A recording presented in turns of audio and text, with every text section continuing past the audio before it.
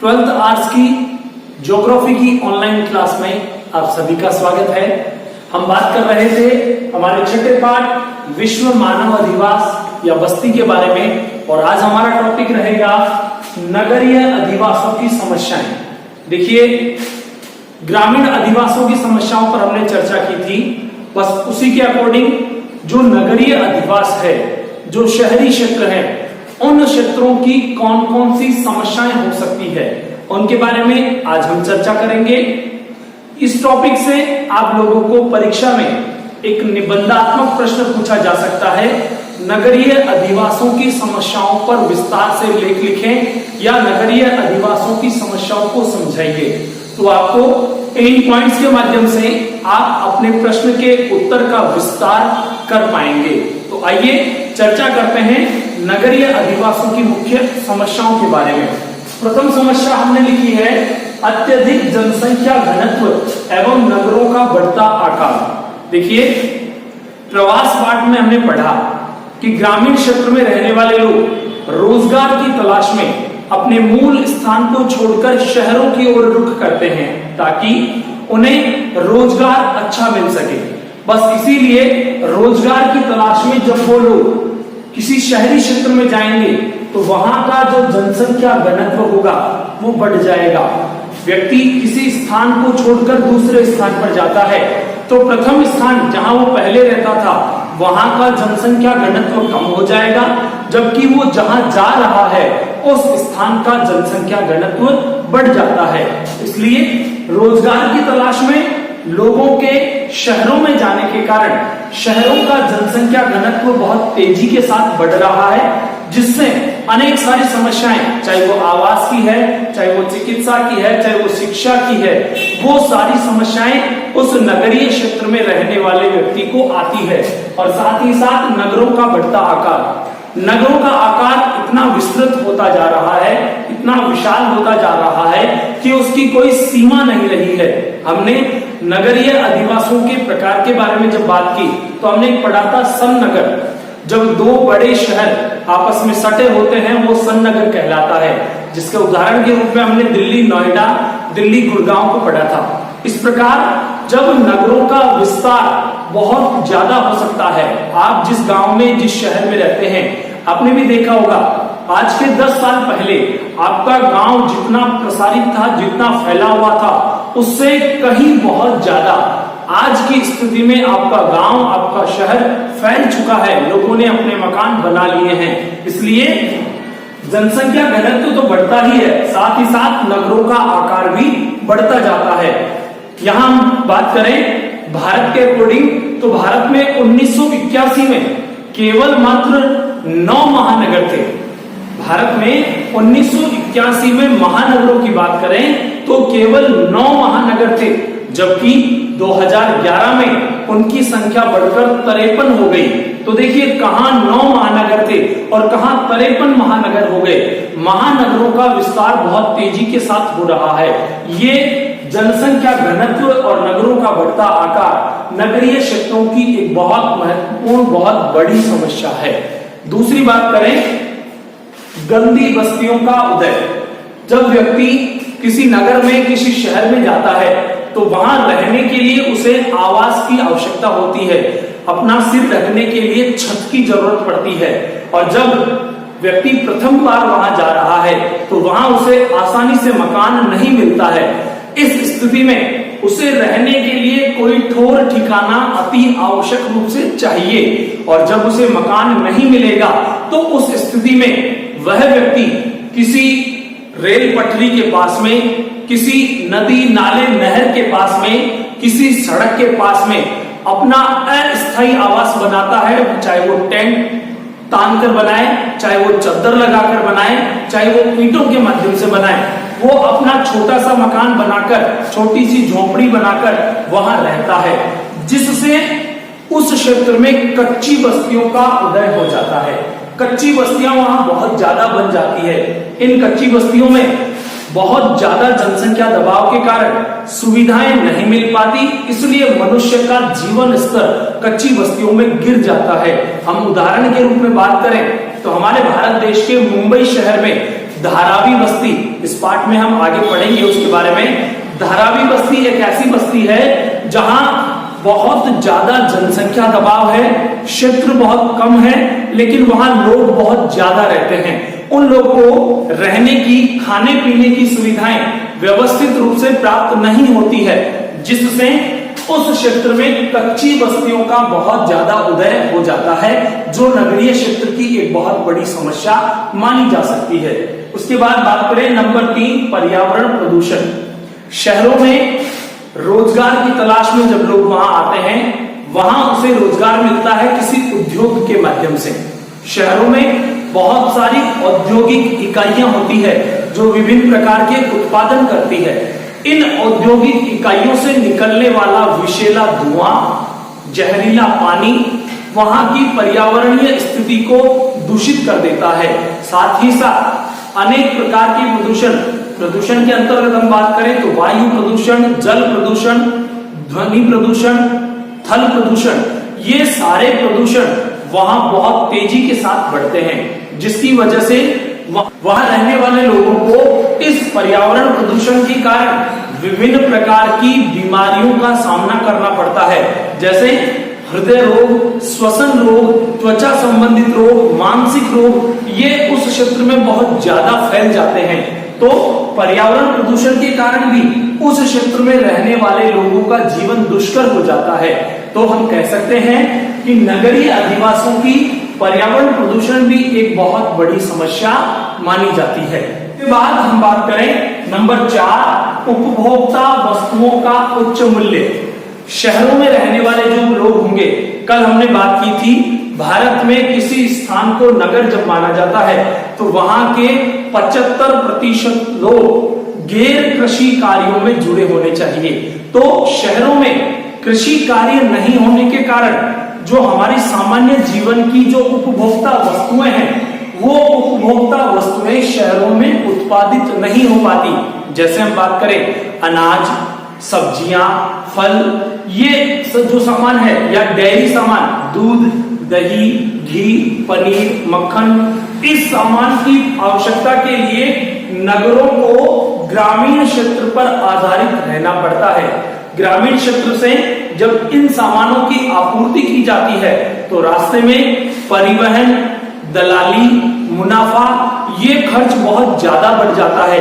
किसी गांव से किसी शहर में सब्जियां, फल, अनाज लाने के लिए परिवहन साधन का इस्तेमाल करना पड़ता है। साथ ही साथ उसे लाने ले जाने वाले लोग अपना मुनाफा कमाते हैं, अपनी दलाली कमाते हैं। इस वजह से जो वस्तु ग्रामीण क्षेत्र में सहजता से, आसानी से और सस्ती मिलती है, वही वस्तु शहरों में, नगरों में बहुत महंगी मिलती है, बहुत मुश्किल से मिलती है।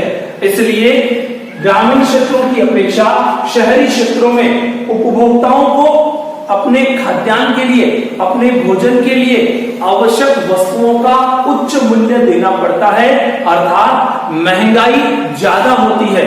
इस स्थिति में वहां रहने वाले लोगों को उन वस्तुओं का अधिक मूल्य चुकाना पड़ता है। तो उपभोक्ता वस्तुओं का उच्च मूल्य भी नगरीय क्षेत्र में रहने वाले लोगों के लिए एक बहुत बड़ी समस्या बन जाती है। अगली समस्या की बात करें, खाद्य पदार्थों में मिलावट। व्यक्ति जब उसको सामान पूरा नहीं मिल रहा है तो उस स्थिति में मिलावट का काम भी करने लग जाता है, अर्थात किसी खाद्यान्न वस्तु के वितरण के लिए जब उसकी आपूर्ति पूरी नहीं है, मांग और पूर्ति, किसी वस्तु की मांग होना और उस मांग की उतनी ही वापस पूर्ति हो जाना। जब किसी वस्तु की मांग ज्यादा हुई और उसकी पूर्ति नहीं हो पाती है, उस स्थिति में मिलावट का सहारा भी कुछ लोग लेते हैं, जिसकी वजह से लोगों को शुद्ध भोजन पदार्थ नहीं मिल पाता है। इससे उनके शरीर में विभिन्न प्रकार के रोग हो जाते हैं। लोग खाद्यान्न पदार्थों में विभिन्न प्रकार की चीजों का मिलावट कर देते हैं। जैसे हमने न्यूज चैनल के माध्यम से, अखबारों के माध्यम से पढ़ा है कि जब काली मिर्ची हम खरीदते हैं, उस काली मिर्ची में पपीता जो होता है उसके बीज मिलावट कर दिए जाते हैं। साथ ही साथ जो धनिया लिया जाता है, पिसा हुआ धनिया, उस धनिये में गोबर को सुखाकर उसका बुरादा भी मिलाकर लोग बेच देते हैं। ये सारी समस्याएं मिलावट के रूप में लोगों के सामने आती है और इस मिलावटी भोजन के कारण उन लोगों का स्वास्थ्य खराब हो जाता है। तो नगरीय अधिवासों में खाद्य पदार्थों की मिलावट भी एक बहुत बड़ी समस्या के रूप में सामने आती है। इसके बाद बात करें तो अपराधों का बढ़ता स्तर। व्यक्ति जब शहर में जाता है तो उस व्यक्ति की एक ही लालसा रहती है कि मैं जल्दी से पैसे वाला बन जाऊं, शीघ्र धनवान बन जाऊं, और इस चाह में वह व्यक्ति जब उसे रोजगार नहीं मिलता या जो रोजगार मिल रहा है उससे उसके पैसों की भूख शांत नहीं होती है तो वह व्यक्ति अपराध की दुनिया की ओर रुख कर लेता है। आए दिन समाचार पत्रों के माध्यम से, न्यूज चैनल के माध्यम से हम पढ़ते हैं कि शहरों में लूटपाट, बलात्कार, चोरी, हिंसा, हत्या इत्यादि घटनाएं होती रहती है। ये सभी घटनाएं क्यों होती है? ये सभी घटनाएं अपराधों के बढ़ते स्तर के कारण होती है। एक व्यक्ति जल्दी धनवान होने के लिए अपराध की दुनिया की ओर रुख करता है। शहर में जाने वाला युवक शीघ्र पैसे कमाने की लालसा में अपराधिक दुनिया की ओर आकर्षित होकर नशीले पदार्थों की खरीद फरोख्त करता है, जिससे उस व्यक्ति में अपराध की भावनाएं ज्यादा आ जाती है और वह व्यक्ति किसी भी हद तक पैसा कमाने के लिए गिर सकता है। इससे विभिन्न प्रकार के अपराध उस नगरीय क्षेत्र में होते हैं। इसके बाद बात करें तो तीव्र सामाजिक आर्थिक विषमता एवं सामाजिक असहयोग। ग्रामीण क्षेत्र में रहने वाले लोग अपने मन में अपने पड़ोसियों के प्रति सहयोग की भावनाएं बहुत ज्यादा रखते हैं, जबकि शहरी क्षेत्रों में, नगरीय क्षेत्रों में इस प्रकार के सहयोग की भावनाएं बहुत कम पाई जाती है। साथ ही साथ सामाजिक और आर्थिक विषमता। सामाजिक विषमता, कुछ लोग पैसा कमाकर अमीर हो चुके, कुछ लोग पैसा नहीं कमाने के कारण गरीब हैं। तो समाज में अमीर और गरीब ये दो वर्ग बन जाते हैं, जिससे अमीर वर्ग हमेशा उस गरीब वर्ग से नफरत करता है, उसे हीन भावना से देखता है। इस प्रकार नगरों में रहने वाले लोग जो गरीब वर्ग की श्रेणी में आते हैं, निम्न वर्ग की श्रेणी में आते हैं, उन्हें हमेशा समाज से असहयोग ही मिलता है। समाज से उन्हें हमेशा नफरत का सामना करना पड़ता है। इसी प्रकार उनमें सामाजिक सहयोग की भावनाएं नहीं रहती है। जैसे मान लीजिए सड़क पर हमारे क्षेत्र में, हमारे ग्रामीण क्षेत्र में कोई दुर्घटना हो जाती है तो उस व्यक्ति को सहायता देने के लिए आस पड़ोस के सभी लोग एकत्रित हो जाते हैं, लेकिन शहरों में इस प्रकार की संवेदनाएं गायब हो जाती है। अभी कुछ समय पहले हमने कोटा के लिए पढ़ा था कि एक विद्यार्थी अपने कोचिंग जा रहा था स्कूटी के माध्यम से और उसे एक पुलिये पर किसी ऑटो चालक ने, किसी टेम्पो वाले ने टक्कर मार दी थी, जिसकी वजह से वो छात्र सड़क पर पीड़ा से करहा रहा था। उसके शरीर से बहुत सारा खून बह रहा था, लेकिन किसी भी व्यक्ति ने उसकी सहायता करने की नहीं सोची। लोगों को फुर्सत नहीं होती, भाग दौड़ भरी जिंदगी शहरी क्षेत्र में होती है, लोग अपने काम में मस्त रहते हैं। इस वजह से उस विद्यार्थी का, उस स्टूडेंट का खून बहुत ज्यादा बह गया और घटना स्थल पर ही उस बच्चे की मृत्यु हो गई थी। मानव द्वारा मानव की रक्षा करना, ये भावनाएं, मानव का मानव के प्रति सहयोग करना, इस प्रकार की भावनाएं ग्रामीण क्षेत्रों में अधिक पाई जाती है और सामाजिक असहयोग की भावनाएं नगरीय क्षेत्रों में, शहरी क्षेत्रों में ज्यादा पाई जाती है। तो सामाजिक और आर्थिक विषमता का सामना नगरीय क्षेत्र में रहने वाले लोगों को करना पड़ता है और उनमें सामाजिक असहयोग का भाव हमेशा बना रहता है। इसके बाद बात करें स्वास्थ्य एवं चिकित्सा सुविधाओं में कमी। जब लोग नगरों में, शहरों में ज्यादा चले जाएंगे तो वहां का जनसंख्या घनत्व बढ़ जाएगा। ये हमने ऊपर बात की, जनसंख्या घनत्व बढ़ने से शहरों की जनसंख्या बहुत ज्यादा तेजी से बढ़ रही है। इस वजह से शहरों में जो चिकित्सक या चिकित्सालय यानी डॉक्टर और हॉस्पिटल जो बने हुए हैं वो इतने पर्याप्त नहीं है कि प्रत्येक व्यक्ति का इलाज वहां हो जाए।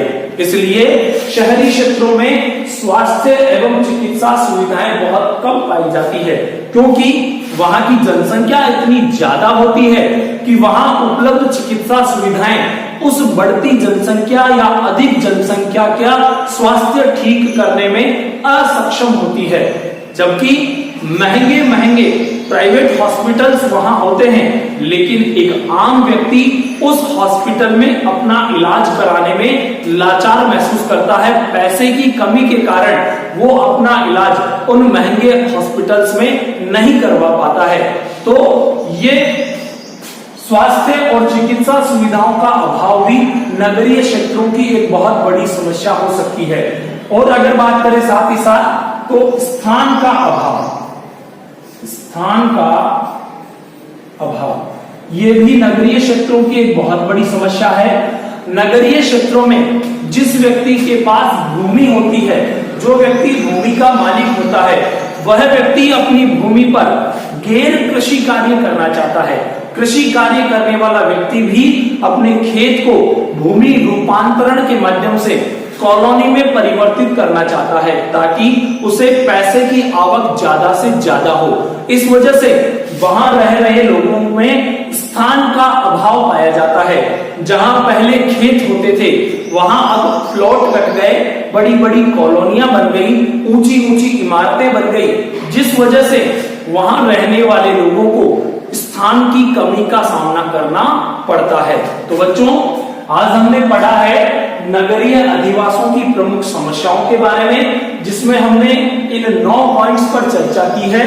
निबंधात्मक प्रश्न की दृष्टि से ये प्रश्न हमारी परीक्षा में आ सकता है, तो हम इन पॉइंट्स का विस्तार करते हुए अपनी कॉपी में अपने नोट्स तैयार करेंगे। इन पॉइंट्स को पढ़कर, समझकर, इनके अलावा भी अगर आपके दिमाग में कोई समस्या सामने आती है, उस समस्या को भी आप यहाँ जोड़ सकते हैं और इस प्रश्न का विस्तार कर सकते हैं। तो आज की वीडियो में बस इतना ही। पढ़ते रहें, आगे बढ़ते रहें और हमारे अगले वीडियो का इंतजार करें। तब तक जय हिंद, जय भारत।